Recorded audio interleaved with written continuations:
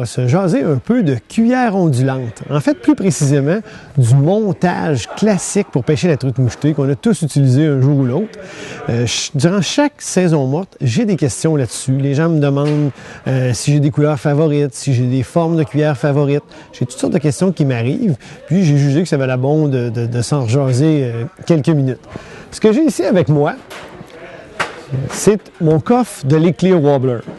En passant, j'attire votre attention un instant sur le coffre lui-même que je trouve absolument bien fait.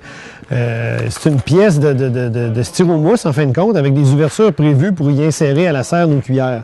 Fait que plutôt qu'ils soient pilés une par-dessus l'autre dans un coffre régulier puis qu'ils finissent par perdre de leur lustre, perdre de leur fini, bien, ils sont individuellement comme ça. Ils restent en parfait état. Puis là, vous avez un certain aperçu de mon éventail de l'Eclear Wobbler. Peut-être vite fait comme ça, au niveau des couleurs, parlons des couleurs en premier, j'en ai comme ça qui sont martelés argent-or. Ça, c'est des modèles que j'aime beaucoup. Hein, quand c'est martelé comme ça réfléchit les éclats de lumière dans toutes les directions.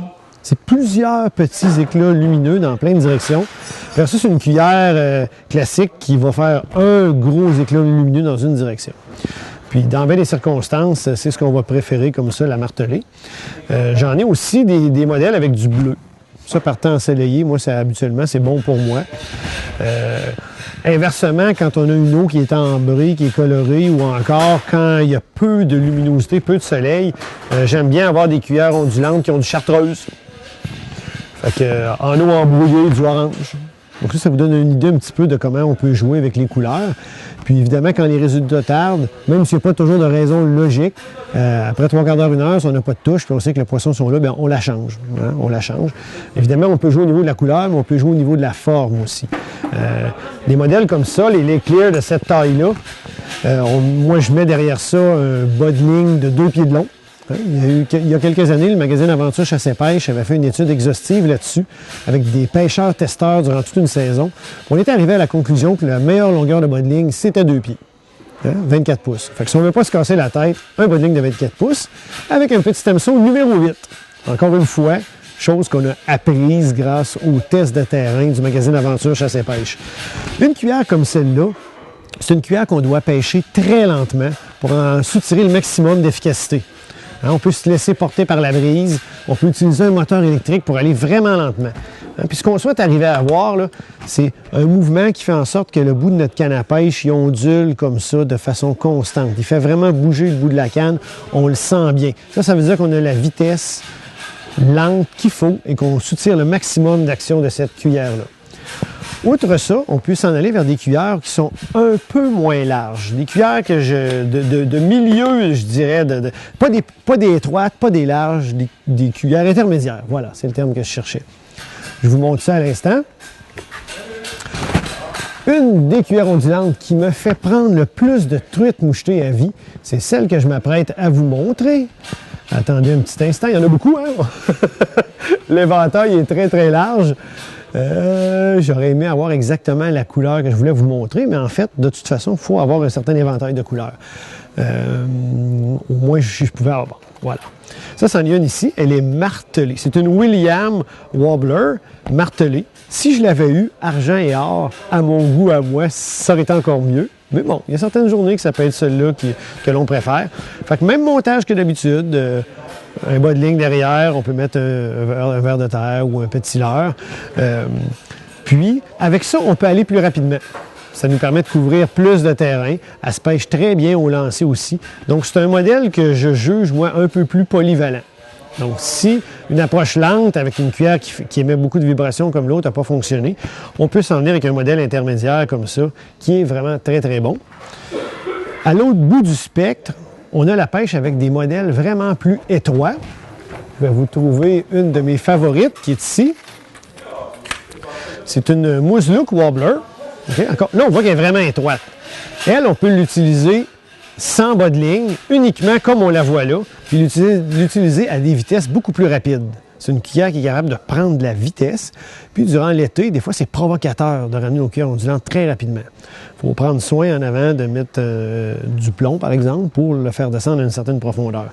Puis l'autre chose qu'on peut faire, que je conseille aux pêcheurs, qui est souvent très, très payante, c'est que quand vient le temps de l'utiliser comme attracteur, donc mettre un bas de ligne au bout, j'enlève pas l'hameçon avec ces cuillères étroites-là. J'attache simplement mon bas de ligne dans la hampe de l'hameçon, dans la courbure de l'hameçon. Là, j'ai mon 2 pieds de fil, puis je mets mon verre ou mon leurre artificiel. Pourquoi faire ça? Parce que souvent, ça m'est arrivé dans le passé, moi, en pêchant comme ça, tout à coup, j'ai une attaque foudroyante, je ferre à 2 mains, pas de poisson. Puis là, je ramène mon montage, le ver de terre est encore là. Là, on se dit, ben voyons, qu'est-ce qui s'est passé? Pour finir par me rendre compte que, dans le fond, là, c'est la cuillère que la truite attaquait. C'était probablement une truite de plus grande taille qui voulait manger un méné. Elle venait attaquer la cuillère, puis moi, j'avais enlevé le trépied. Alors, évidemment, j'ai ferré dans le vide.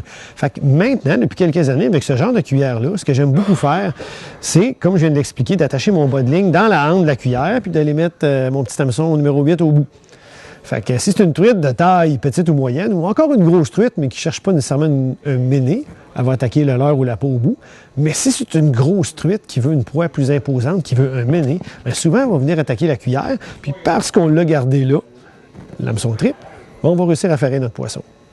Puis finalement, peut-être une dernière petite suggestion que les pêcheurs ne pensent pas de faire. Puis parfois, quand la pêche est difficile, là, il faut avoir des leurres qui ont une action complètement différente. Notre fameux montage classique, moi, j'aime bien le faire aussi avec des cuillères tournantes. À ce moment-là, je vais plutôt pêcher au lancer qu'à la traîne. Une de mes favorites pour ça, c'est la Mepps Aglia. Fait qu'encore une fois, j'attache mon bas de ligne dans la hampe de l'hameçon, parce qu'une grosse mouchetée de 17, 18, 19, 20 pouces avale une Mepps Aglia comme ça. Hein? Fait qu'encore une fois, si je n'ai pas de trépied après, il n'y aura pas de poisson. Fait que je garde mon trépied dessus, puis je vais mettre mon petit leurre au bout. L'ajustement que je fais cependant, c'est que je vais mettre mon bas de ligne plus court. Hein? J'ai remarqué que j'avais plus de succès comme ça. Pourquoi? Je ne suis pas sûr d'en connaître la raison. Mais à tout le moins, ça se lance très, très bien. Je suis précis dans mes lancers. Je vais mettre 12 à 18 pouces, souvent de bas de ligne avec les cuillères tournantes. Avant de terminer, j'aimerais vous proposer, vous montrer en fait les deux leurres justement que j'utilise pour remplacer un ver de terre sur le fameux montage classique. Le premier, c'est un petit Gulp Cricket. Ça, c'est le propriétaire de la boutique Ecotone à Trois-Rivières, Patrice Mongrain, qui m'a fait découvrir ça. Puis depuis ce jour-là, ça fait partie de mon arsenal régulier. C'est vraiment très bon. J'en ai un autre ici, qui lui est véritablement mon leurre favori, mon leurre fétiche pour la moucheter derrière une cuillère ondulante ou tournante. C'est la Power Knife. C'est un petit leurre qu'on va monter sur un hameçon numéro 8 ou 10 à hampe courte. Puis ça imite véritablement un insecte aquatique, ce qui fait partie de la diète quotidienne des truites. Les truites en mangent tous les jours des insectes de ce style-là. Alors pour eux, c'est vraiment leur nourriture. Ils sont attirés de loin par les éclats de la cuillère ondulante. Puis quand ils s'approchent, là, ils voient les petites pattes et les antennes de la Power Knife qui s'agitent dans l'eau. L'attaque est instantanée. Donc, vraiment à découvrir. Si vous êtes tanné de vous salir les mains, de salir vos vêtements, d'avoir des vers de terre qui sèchent au soleil, etc., essayez les différents petits leurres artificiels qui sont disponibles sur le marché. Vous allez faire de belles découvertes, dont ces deux-là, qui sont très, très bons, à tout le moins pour moi. Merci beaucoup.